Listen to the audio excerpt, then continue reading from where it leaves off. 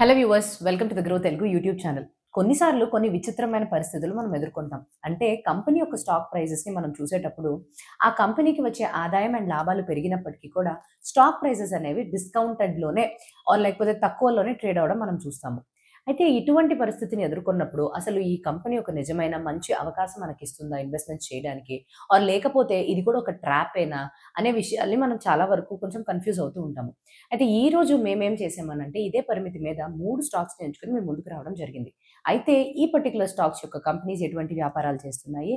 బలాలేంటి? బలహీనతలేంటి? And stock prices ఎందుకు ఇంత discounted రేట్‌లో నడుస్తున్నాయి? రెవెన్యూ అండ్ లాభాలు పెరిగినప్పటికీ కూడా అనే విషయాలు మనం ఇప్పుడు చూసేద్దాం. సో ఇంకెందుకు ఆలస్యం వెళ్ళిపోదాం ఆ వీడియోలోకి. కానీ వీడియోలోకి వెళ్ళడానికన్నా ముందు తెలుసు కదండీ! మీరు గాని ఇంకా మా గ్రో తెలుగు యూట్యూబ్ ఛానెల్‌కి సబ్స్క్రైబ్ చేసుకున్నట్టయితే వెంటనే ఆ బెల్ ఐకాన్‌ని క్లిక్ చేసుకోండి. ఎందుకంటే ఎప్పటికప్పుడు మేము ఇన్వెస్ట్‌మెంట్ అండ్ ఫైనాన్స్‌కి సంబంధించి మంచి వివరాల్ని మీకు అందిస్తూనే ఉంటాం కాబట్టి.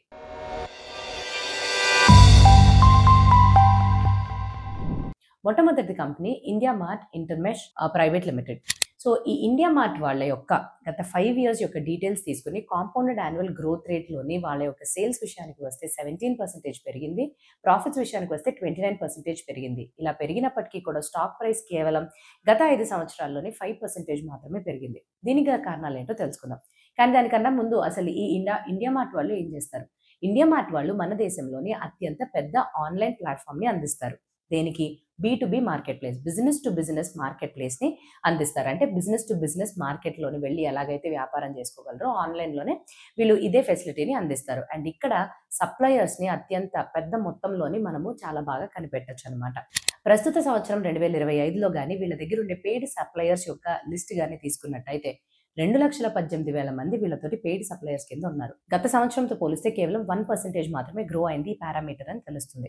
కాకపోతే సప్లయర్స్ వాళ్ళు కుదుర్చుకున్న ఒప్పందాలని వెళ్ళిపోతున్నారు దాన్ని అధిగమించుకొని అని తెలుస్తుంది. సో ఇలా వదిలేసి వెళ్ళిపోవడాన్ని మనం చర్న్ రేషియో అని అంటాం. వీళ్ళ దగ్గర ఉండే సప్లయర్స్ వాళ్ళు వివిధ రకాల కేటగిరీస్‌లో ఉన్నారు. అందులోని సిల్వర్ కేటగిరీలో వచ్చే వాళ్ళ యొక్క చర్న్ రేషియో 7% ఉంది. ఎందుకు ఇంతలా వెళ్ళిపోతున్నారు? కన్జంప్షన్ తగ్గిపోవడంతోటి సప్లయర్స్ ఎవరైతే జాయిన్ అయ్యి పే చేస్తున్నారో ఈ పర్టిక్యులర్ కంపెనీకి మొట్టమొదటి సంవత్సరంలోనే వాళ్ళని రిటైన్ చేసుకుని అంటే వాళ్ళని వీళ్ళతో పాటుగా ఉంచుకునే ఈ పర్టిక్యులర్ రేషియో అనేది తగ్గిపోతూ వస్తుంది. కంపెనీ యొక్క స్టాక్ ప్రైస్ గురించి మాట్లాడుకోవాలి అనంటే మొట్టమొదటి విషయం మార్చ్ 2022లోని ఈ కంపెనీ యొక్క స్టాక్ ప్రైస్ రేటింగ్‌కి గురైంది. ఎందుకు? మొట్టమొదటిది మార్జిన్స్ అనేవి 49% నుంచి 39% వరకు పడిపోయినాయి. And average revenue per unit అనేది 44,000 దగ్గర స్థిరపడిపోయింది. ఇది సరిపోదన్నట్టుగా ఈ వాల్యుయేషన్స్ కూడా పడిపోయినాయి అనమాట. అంటే పీ రేషియో అనేది ఏదైతే మనం మాట్లాడతామో కోవిడ్ టైంలో ఉండే హైయెస్ట్ పీ రేషియో నుంచి ఇవన్నీ జరగడంతోటి వాల్యుయేషన్స్ అనేవి పీ రేషియో అనేవి 45 టైమ్స్‌కి పడిపోవడం చూసాం. సో వీటన్నిటి వల్ల స్టాక్ ప్రైస్ తగ్గిపోయింది. మళ్ళీ అక్టోబర్ 2024లోని మీడియన్స్ అనేవి మన స్టాక్ ప్రైసెస్ కొంచెం పెరిగినప్పటికీ కూడా సప్లయర్స్ యొక్క యాడ్స్ అనేవి వీక్ అవ్వడంతోటి మళ్ళీ రేటింగ్‌కి గురైంది. జనవరి 2025లో అయితే క్వార్టర్ ఆన్ క్వార్టర్ సప్లయర్స్ నుంచి వచ్చే ఈ డిమాండ్ పూర్తిగా తగ్గిపోయింది. అండ్ దీనితో పాటు ఇక్కడ ముఖ్యమైన కారణం ఎందుకు ఇంతలా సప్లయర్స్ తగ్గిపోతున్నారనంటే ఇదే స్పేస్‌లోని మనకి జస్ట్ డయల్ వాళ్ళు, రిలయన్స్ వాళ్ళు, అమెజాన్ వాళ్ళు, ఉడాన్ వాళ్ళు గట్టి పోటీని ఇస్తున్నారు. సో దీని మూలాన చేత ఇప్పుడు కంపెనీ యొక్క నంబర్స్ విషయానికి గాని వస్తే ఫైనాన్షియల్ ఇయర్ 2021లోని క్వార్టర్ 1కి మాత్రమే రెవెన్యూ వీళ్ళు 372 క్రోర్స్ చూపించారు. అంటే 12.4% ఇయర్ ఆన్ ఇయర్ గ్రోత్ ఉన్నట్టుగా చెప్తున్నారు. ముఖ్యమైన కారణం ఏంటి అనంటే పేమెంట్ వచ్చింది సప్లయర్స్ దగ్గర నుంచి అండ్ ఆ రేషియో కూడా 9% ఇయర్ ఆన్ ఇయర్ పెరిగింది. గోల్డ్ అండ్ ప్లాటినం కస్టమర్స్ ఎవరైతే ఉంటారో వాళ్ళ దగ్గర నుంచి బలమైన డిమాండ్ అనేది కంపెనీ చూస్తుంది. ఎక్స్‌పెన్సెస్ కూడా 12.7%కి పెరిగి 239 క్రోర్స్‌కి రీచ్ అయింది. ఎంప్లాయీ బెనిఫిట్ కాస్ట్ కూడా 12.5% పెరిగి 161 క్రోర్స్ దగ్గర స్థిరపడింది. ఆపరేటింగ్ ప్రాఫిట్ ఏమో 11.9%కి పెరిగింది కానీ మార్జిన్ మాత్రం ఆపరేటింగ్ ప్రాఫిట్ మార్జిన్ మాత్రం 35.9%కి కుదించబడింది. అదర్ ఇన్కమ్ 73.6% పెరిగి 92 క్రోర్స్ దగ్గర ఉండడంతో నెట్ ప్రాఫిట్ 35.1% పెరిగి 154 క్రోర్స్‌కి చేరుకుంది. నెట్ ప్రాఫిట్ మార్జిన్ కూడా 41.4% అంటే 696 బేస్ పాయింట్స్ పెరిగింది. భవిష్యత్తులోని ఎటువంటి ప్రణాళికలో ఎటువంటి ఎదుగుదల ఉంటుందని మేనేజ్మెంట్ వాళ్ళు సూచిస్తున్నారు అనంటే మొట్టమొదటిది ఈ ఏఆర్‌పియు అనేది యావరేజ్ రెవెన్యూ పర్ యూనిట్ అనేది ఇప్పుడు ఈ సంవత్సరంలోని దాదాపుగా ఒక 9% వరకు అంటే 5-9% మధ్యలో గ్రోత్ ఉండేలాగా అని ఆశిస్తున్నారు. గత 5 సంవత్సరాల్లో కూడా 8% ఏఆర్‌పియు నుంచి గ్రోత్ ఉండడంతో మేనేజ్మెంట్ వాళ్ళు ఇదే ట్రెండ్ కొంచెం కొనసాగుద్ది అని ఆశిస్తున్నారు. అండ్ రెండవది నేను ఇందాక చెప్పినట్టుగా గోల్డ్ కస్టమర్స్ ఎవరైతే ఉన్నారో మొత్తం కస్టమర్స్ జాబితాలో 50% వరకు వీళ్ళే ఉన్నారు. వీళ్ళు అందించే ఆదాయం 75% వరకు వస్తుంది. అయితే వీళ్ళలోని గట్టి బలం చూడగానే కొంచెం పాజిటివ్‌గా భావిస్తున్నారు మేనేజ్మెంట్ వాళ్ళు. మూడోది ప్రతి క్వార్టర్ కూడా ఒక 10 కోట్ల వరకు మేము అడ్వర్టైజ్మెంట్ మీదే ఖర్చు చేస్తాము. ఇలా చేయడంతోటి వినియోగదారులకు ఉండే సమస్యలు, వాళ్ళకుండే అపోహలు ఇవన్నీ కూడా తొలగిపోయి మంచిగా ఈ ట్రస్ట్ అనేది పెరుగుతుందని చెప్తున్నారు. బ్యాలెన్స్ షీట్‌లో చూస్తే ఒక మంచి విషయం ఏంటి అనంటే కరెంట్ ఇన్వెస్ట్‌మెంట్స్‌లో ఏవైతే మ్యూచువల్ ఫండ్స్ అండ్ బాండ్స్‌లో పెట్టారో 2788 కోట్లు మాత్రమే అందులో ఉన్నాయి.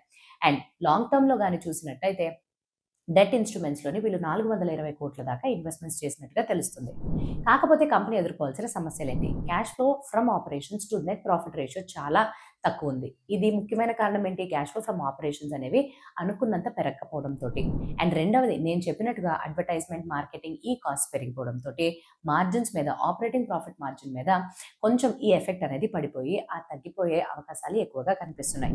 అలానే ఎబిడ్డా మార్జిన్ చూస్తే ఇప్పటికి 36% ఉంది. కానీ మేనేజ్మెంట్ వాళ్ళు ఇది అంత ఎక్కువ ఉండకపోవచ్చు. వచ్చే కొన్ని సంవత్సరాల్లో 32-33 దగ్గర పర్సెంటేజ్ వద్ద స్థిరపడుతుందని చెప్తున్నారు. అండ్ మూడోది ఎక్కువ రెవెన్యూ కాన్సంట్రేషన్ రిస్క్ అనేది ఉంది. టాప్ 10% కస్టమర్స్ నుంచి 50% వరకు ఆదాయం అనేది వస్తుంది. వీళ్ళకేమన్నా అయితే చాలా కష్టమవుతుంది కంపెనీకి. అండ్ నాలుగవది ఈ కంపెనీకి సంబంధించినంత వరకు గ్రోత్ అనేది చాలా ఎక్కువగా అఫెక్ట్ అవుతుంది. ఎందుకు?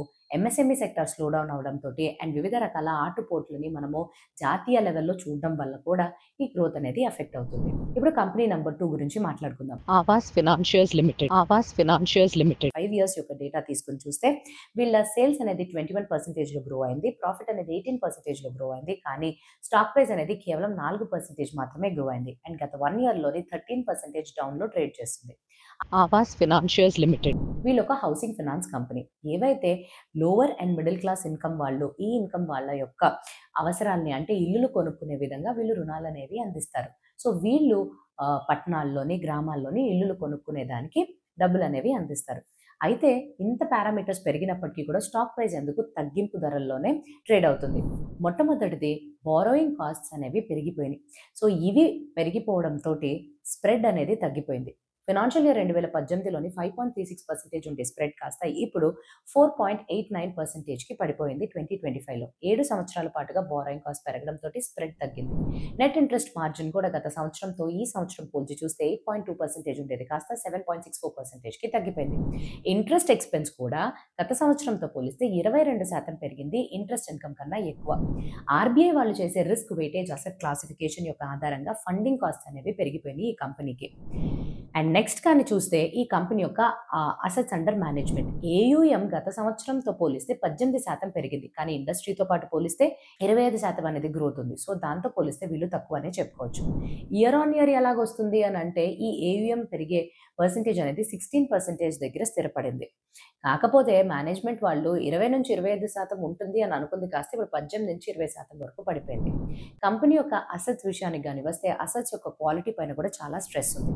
గత క్వార్టర్తో పాటు ఈ క్వార్టర్ని పోలిస్తే నాన్ పర్ఫార్మింగ్ అసెట్స్ అనేవి ఏవైతే ఉంటాయో ఆ నాన్ పర్ఫార్మింగ్ అసెట్ 90 డేస్ కన్నా ఎక్కువగా మీకు లోన్లోని పేమెంట్స్ రాకపోతే వాటిని ఎన్పిఏగా క్లాసిఫై చేస్తాం. అవి 14 బేస్ పాయింట్స్ పెరిగి 1.22% ఈ క్వార్టర్లో మాత్రమే పెరిగింది. అండ్ అలానే ఏవైతే లోన్స్ 1 డే కన్నా డ్యూ ఎక్కువ ఉంటాయో ఆ విషయానికి కానీ వస్తే అవి 76 బేస్ పాయింట్స్ పెరిగి 4.15% దగ్గర స్థిరపడింది. కానీ జూలై నుంచి ఎలాగోలాగా సర్దుకుంటుంది అని మేనేజ్మెంట్ వాళ్ళు భావిస్తున్నారు. కంపెనీ యొక్క నంబర్స్ పరంగా కానీ చూసినట్టయితే ఫైనాన్షియల్ ఇయర్ 2026 క్వార్టర్ 1లోని కంపెనీ యొక్క నెట్ ఇన్కమ్ 354 crores దగ్గర ఉంది. అంటే ఇయర్ ఆన్ ఇయర్ 15.7% పెరిగినట్టుగా. లోన్ ఇంట్రెస్ట్ ఇన్కమ్ 15.8%కి పెరిగింది. కానీ ఎఫ్డి ఇన్కమ్ అనేది పడిపోవడం, తక్కువ అవడం చూస్తున్నాము. ఎక్స్పెన్సెస్ పరంగా ప్రెషర్ ఎక్కువ ఉంది. ఇంట్రెస్ట్ ఎక్స్పెన్స్ 15.8%కి పెరిగింది. 274 crores చేరుకుంది. ఆపరేటింగ్ ఎక్స్పెన్సెస్ అనేవి 19.8% పెరిగింది. క్రెడిట్ కాస్ట్ 32.1% పెరిగింది.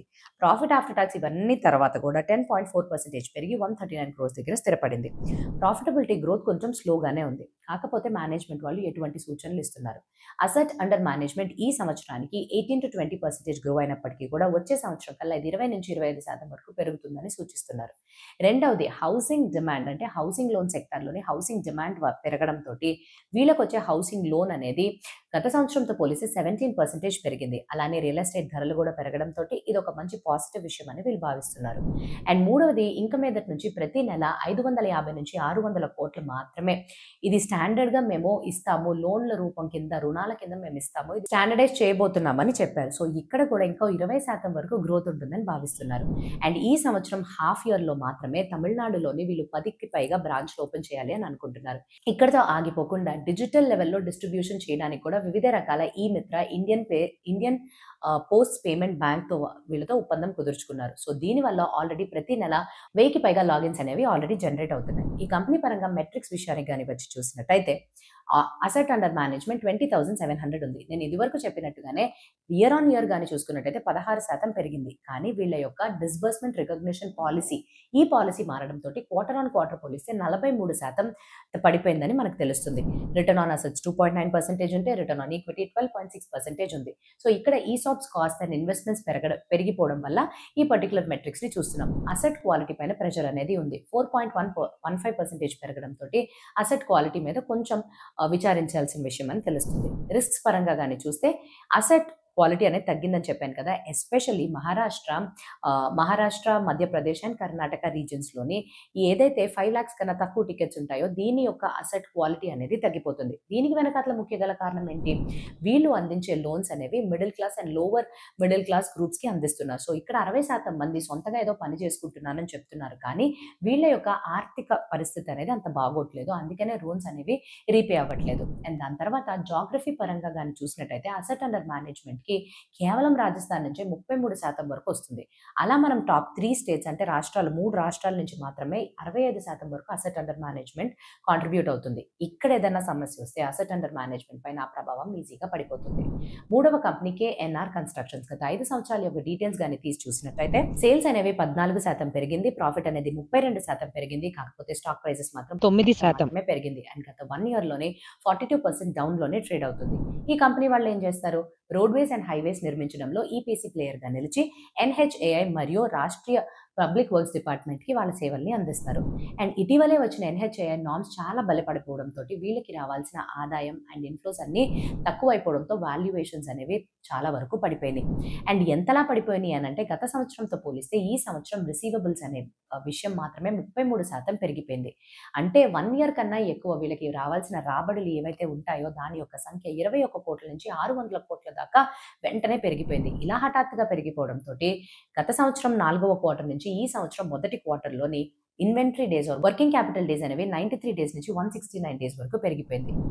అత్యంత అధికమైన ఈ క్వార్టర్లో పెద్దగా కనిపించే విషయం 2000 కోట్ల దాకా రిసీవబుల్స్ అనేవి ఉన్నాయి. ఇందులో ముఖ్యంగా 1300 కోట్లు ఇరిగేషన్ ప్రాజెక్ట్స్ కి సంబంధించి రావాల్సినవే. అండ్ అందులోని ముఖ్యంగా కాళేశ్వరం ప్రాజెక్ట్ గురించి మనందరికీ తెలిసిందే. మార్చ్ 2023 నుంచి ఈ పేమెంట్స్ అనేవి కంపెనీకి రావడం ఆగిపోయినాయి.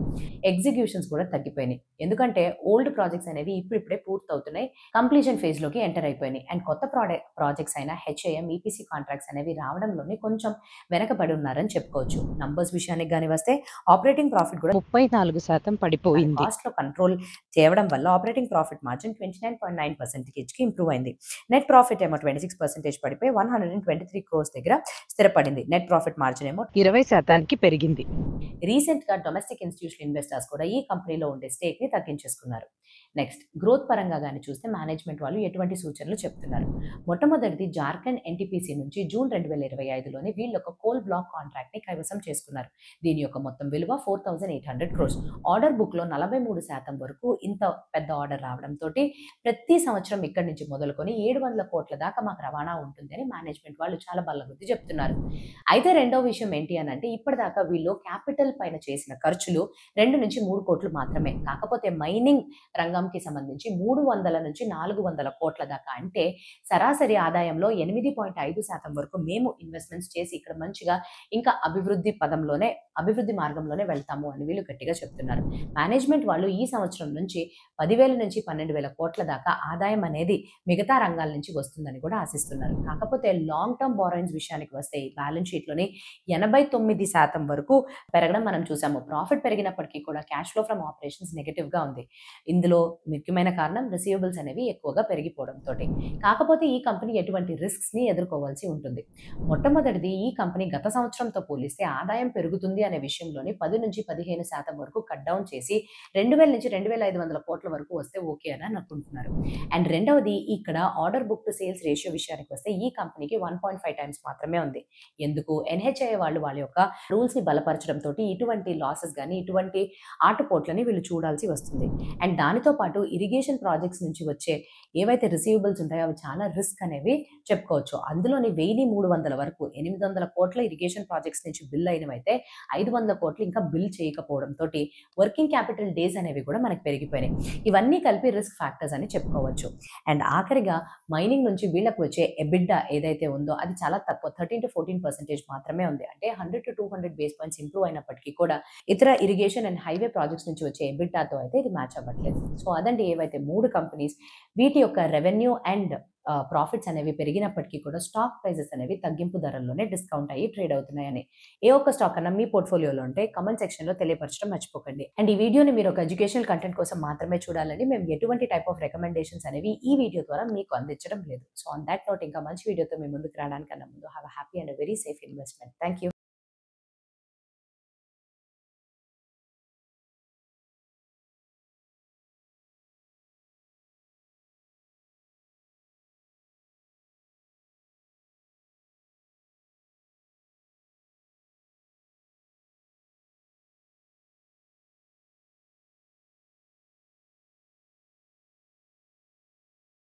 Investment in securities market are subject to market risks. Read all the related documents carefully before investing. Please read the risk disclosure documents carefully before investing in equity shares, derivatives, mutual fund, and or other instruments traded on the stock exchanges.